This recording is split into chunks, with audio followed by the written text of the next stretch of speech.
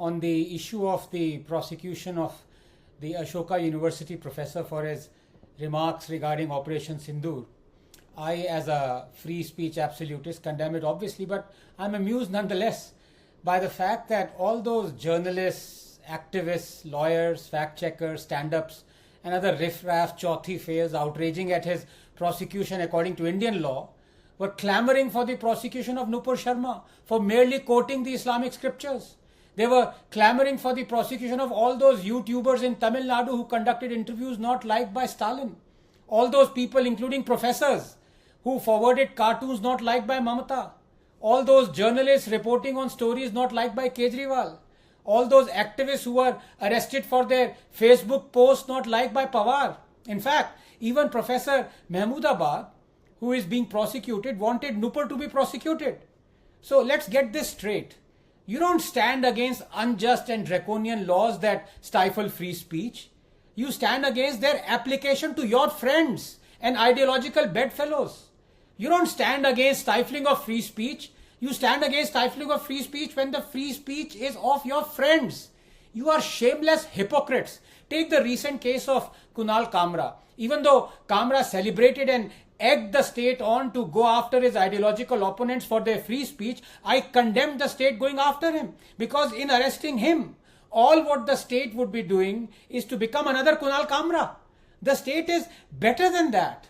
Democracy should always be better than its delinquents. Look, as a free speech absolutist, I am fundamentally against the state stifling free speech through force, coercion, threat, or by quoting the constitution. Of course, free speech absolutism comes with a few commonsensical exceptions. In the name of free speech, for example, you can't divulge state secrets.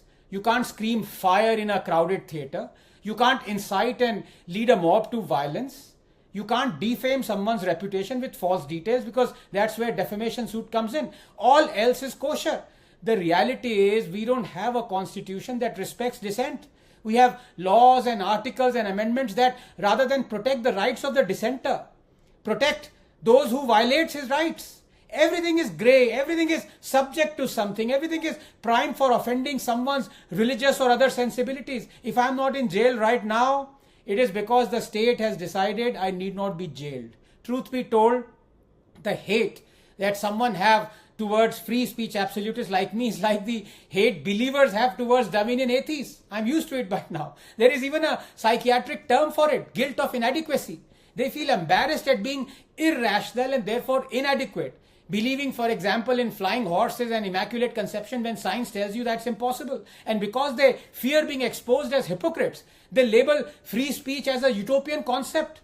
Opponents of free speech are believers in the grey because that lets them wallow in their hypocrisy. Worse, they inadvertently support Nehru for curbing free speech through the First Amendment. They love it when they condemn someone for offending a particular religious sensibility but hate it when one of their own or they themselves are condemned for offending someone else's religious sensibilities. A free speech absolutist never condemns anyone for being hateful or for offending religious or other sensibilities for the simple reason that who decides what is offensive? Who decides what is sensible? What is hate? How can freedom be subject to anything?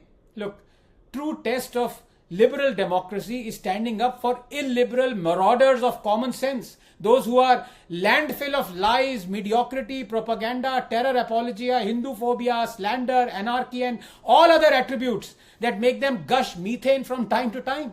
Doing the right thing means never caring whether the victim is worthy or worthless, friend or foe.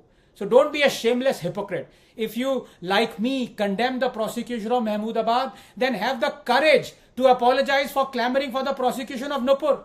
Hai dam!